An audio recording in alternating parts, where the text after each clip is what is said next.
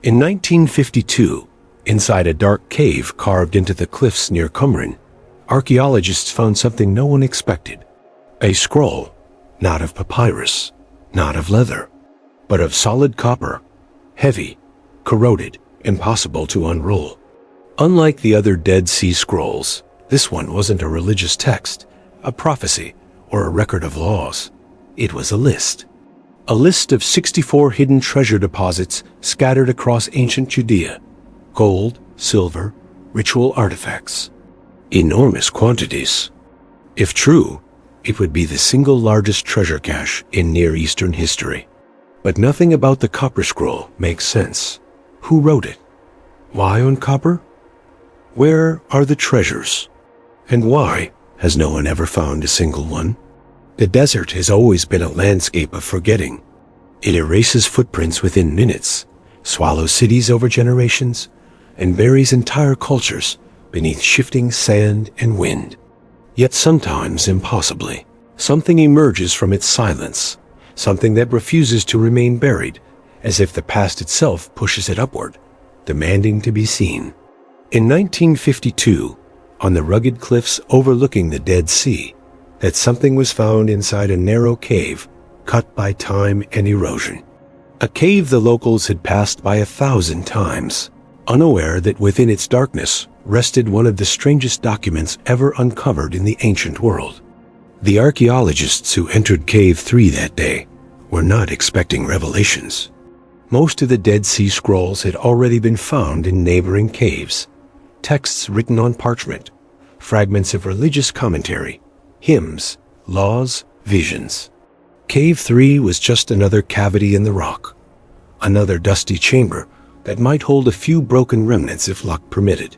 But when the excavation team stepped inside and their eyes adjusted to the dimness, one of them noticed a cylindrical object lying near a wall, partially embedded in sediment.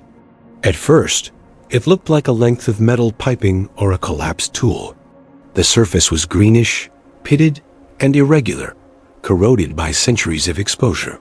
When they picked it up, they felt its unexpected weight. This was no ordinary artifact. This was a scroll, but not one made of anything a scholar would expect. It was copper. Pure copper, hammered flat and rolled tight. No writing was visible on the outside. The metal had fused into a solid cylinder, its layers locked together by oxidation. The archaeologists realized they could not unroll it without shattering it. The desert had turned this scroll into a fragile artifact that resisted access to its own contents. They brought it out into the light. Dust fell away from its surface like ancient snow. Slowly, the team understood they had stumbled upon something extraordinary, not simply because of its material, but because copper manuscripts were almost unheard of. Copper was too expensive, too difficult to shape, too impractical to use for writing unless what was being recorded demanded absolute permanence. To reveal the text inside, there was no choice. They had to cut it open. The act was unsettling. Sawing through an ancient artifact is an archaeologist's last resort, done only when knowledge is worth more than preservation of form. Sparks flew as the blade bit into the oxidized layers. Copper fragments scattered across the table in small, brittle curls. Slowly, with the patience of surgeons, the researchers separated the scroll into two long curved plates. And as the saw marks gave way to the untouched inner surface, symbols began to appear sharp, clean, unmistakably deliberate. The text had been hammered into the copper from the back using a pointed tool. Each letter stood in relief, rising from the surface like the imprint of some reverse carving technique. The letters formed lines. The lines formed sentences. And the sentences revealed something no one expected. This metallic scroll did not contain hymns. It did not contain laws. It did not comment on scripture or prophecy or ritual. It listed places. It listed numbers. It listed measurements. And it repeated a single theme: hidden treasure. The Copper Scroll, as it would soon be called, described 64 different locations where enormous quantities of gold and silver had been buried. not symbolically, not metaphorically, not in poetic or cryptic imagery, buried, hidden in cisterns, beneath agricultural terraces, behind sanctuary walls, under steps leading to structures whose identities have long since dissolved into history. For each location, the scroll described weight talents of silver, bars of gold, ceremonial vessels. Some entries referenced markers no longer standing, double cisterns, ruined courtyards, the tomb of the column, the dry well on the northern border, the pool, facing the high chamber. The details were precise yet maddeningly unhelpful. Precise for those who already knew the places, useless for those who did not. And this raised the first great puzzle. Who was this text written for? If the intended audience understood these locations implicitly, then the scroll functioned as a ledger for insiders, an administrative document, not a narrative one. But ledgers are typically duplicated, updated, and stored securely. They are not rolled into copper and hidden in a desert cave. The archaeologists struggled to reconcile this contradiction. If this was a record meant for future retrieval, why hide it so well? If it was meant to survive destruction, why leave no accompanying map? If it was meant for a restricted circle, why choose copper, a medium so permanent it almost guaranteed discovery by strangers centuries later? The answers did not come easily. Over the following months, scholars attempted to translate the copper scroll fully. Hebrew experts found that the dialect differed slightly from the sectarian texts associated with Qumran. The style lacked theological commentary. It lacked any sense of religious purpose. It was dry, factual, ruthlessly practical. The tone was almost bureaucratic. This shocked historians. Nothing else like it existed. Many Dead Sea Scrolls spoke of community rules, apocalyptic expectations, purifications, messianic interpretation texts, deeply spiritual, reflective, ideological. The Copper Scroll stood among them like a metal stranger, whispering of wealth, secrecy, and logistics in a language of weights and measures rather than visions and prophecy. Some scholars suggested that the scroll had nothing to do with Qumran at all, that it was brought there from Jerusalem or another site as a temporary hiding place. Its presence among the Dead Sea Scrolls might have been coincidental, not intentional. But that theory raised equally severe questions. If the scroll belonged to temple priests fleeing the Roman siege, why hide only this document without others? Why record treasure in a way that no known priestly inventory ever did? Why describe locations far outside the city walls and offer no clear method of retrieval? The deeper they examined the text, the stranger it became. If the quantities listed were literal, the treasure described was unprecedented. One entry recorded 40 talents of silver. Another mentioned gold bars buried underground in jars.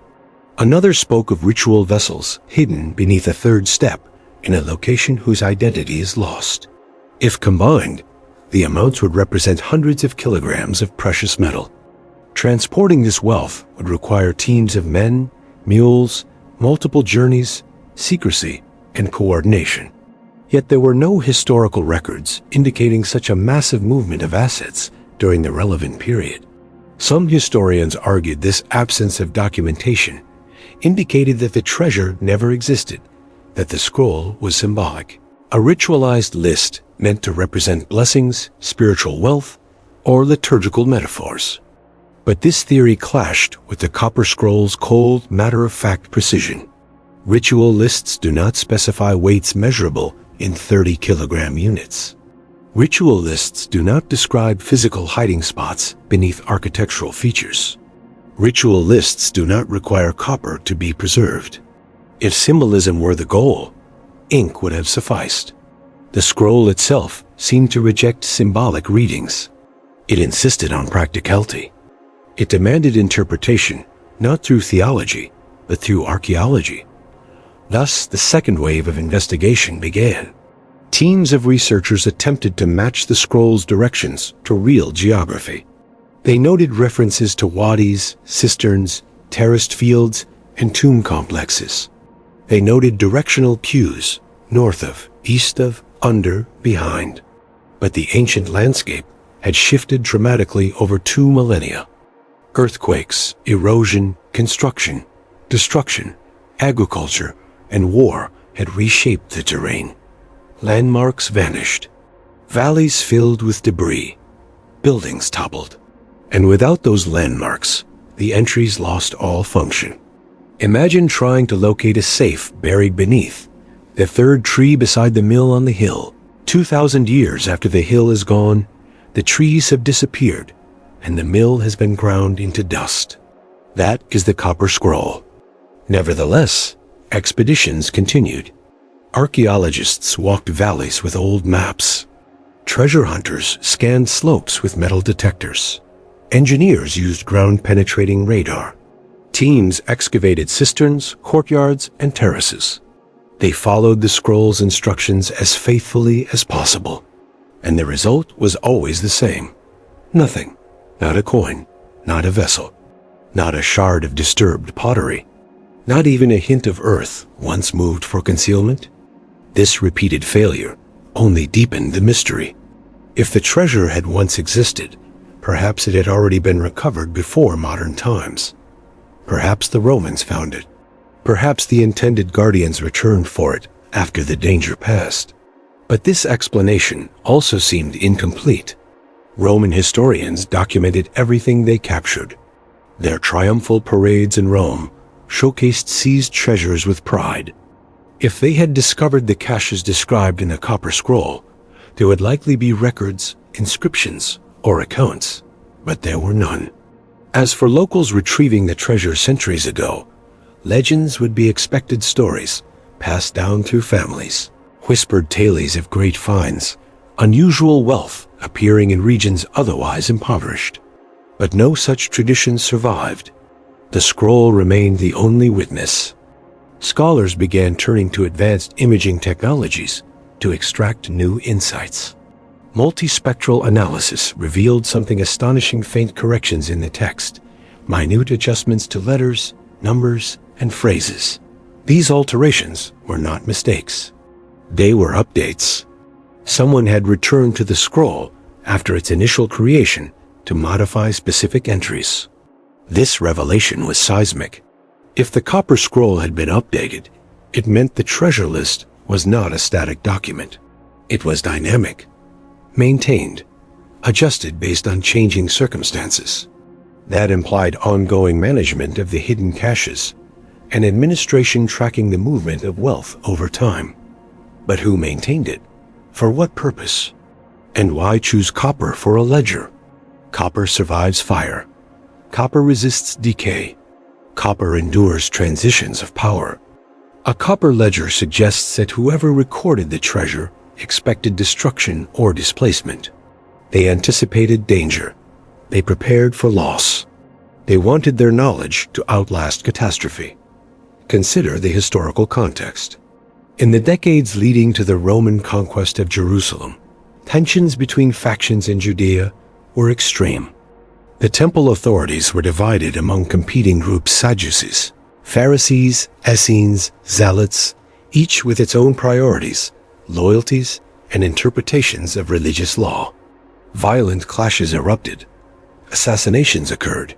Secret groups operated in the shadows. It is entirely possible that wealth was moved out of Jerusalem, not to avoid Roman capture, but to prevent rival factions from seizing it.